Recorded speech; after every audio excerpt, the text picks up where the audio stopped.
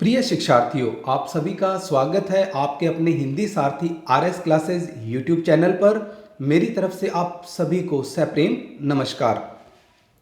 हमारा आज का अध्याय है उत्साह। यह अध्याय कक्षा 10वीं की हिंदी पुस्तक क्षितिज में संकलित है। इस अध्याय के रचनाकार हैं श्री सूर्यकांत त्रिपाठी निराला जी। निराला जी की यह रचना एक आह्वान गीत है जो बादलों को उन्होंने संबोधित करते हुए लिखी है। इन पंक्तियों का भावार्थ सीखने से पहले हम सबसे पहले इन पंक्तियों का जो शब्दार्थ है वो सीख लेते हैं। घेर घेर, घेरना, घोर भयानक, धाराधर बादल, ललित सुंदर, गगन आकाश आसमान, विद्युत बिजली, उर हृदय, वज्र कठोर, नवजीवन नया जीवन, नूतन नया। बादल गरजो घेर घेर, घोर गगन धाराधर ओ, ललित ललित काले घुंघराले, बाल कल्पना के से पाले, विद्युत छवि उर में कवि नवजीवन वाले, वज्र छिपा नूतन कविता, फिर भर दो बादल गरजो।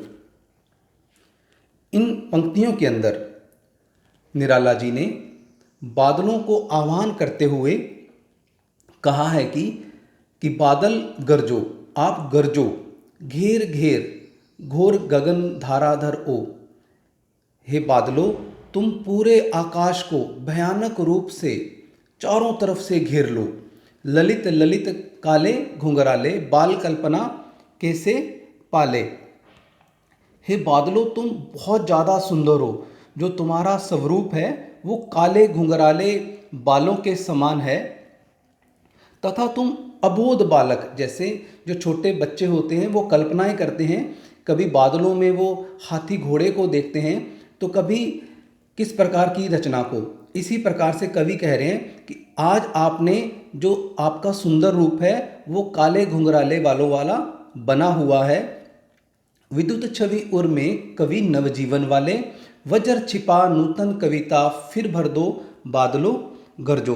आगे वो फिर कह रहे हैं कि हे बादलों, कि तुम इस प्रकार से अपने हृदय में आपने बिजली को रखा हुआ है तथा आप नवजीवन प्रदान करने वाले हो। अर्थात जब वर्षा बारिश होती है तो जो जल हमें मिलता है वो नवजीवन प्रदान करने वाला होता है। आगे कवि जी कह रहे हैं कि आपने अपने अंदर जो बिजली रूपी वज्र शक्ति को रखा हुआ है, अपनी शक्ति को रखा हुआ है। नूतन कविता फिर भर दो बादल गरजो। और जिस प्रकार एक नई कविता, एक नई रचना जीवन में प्रेरणा प्रदान करती है, उसी प्रकार से तुम बारिश करके इस धरती के लिए नवीन प्रेरणा और जीवन प्रदान करते हो।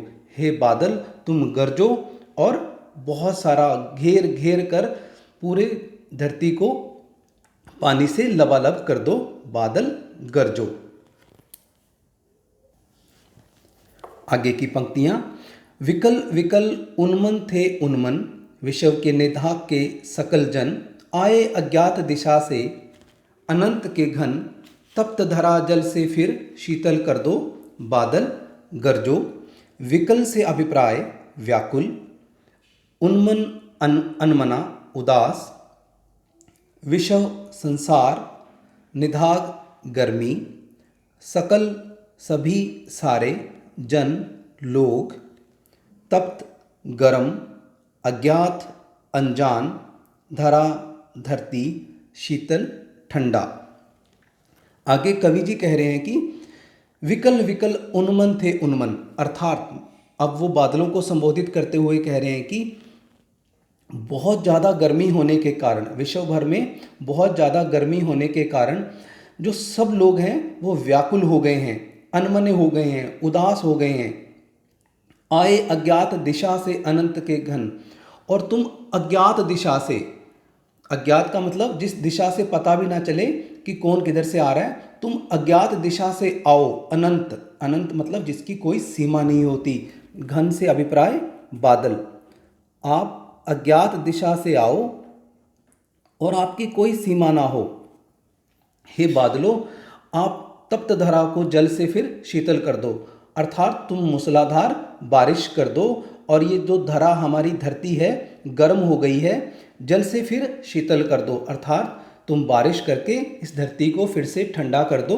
और जितने भी यहाँ पे विश्व भर में लोग रह रहे हैं, उनके मन में जो व्याकुलता छा गई है, उनके जो मन उदास हो गए हैं, उनको फिर से आप खुश कर दो, अर्थात उनको फिर से नवजीवन, नई प्रेरणा प्रदान कर दो। अब इन पंक्तियों में घेर घेर घोर, यहाँ पे अनुप्रास अलंकार आया है। बाल कल्पना कैसे पाले पंक्तियों में उपमा अलंकार है। और यह पंक्तियां ओज गुण में लिखी गई हैं।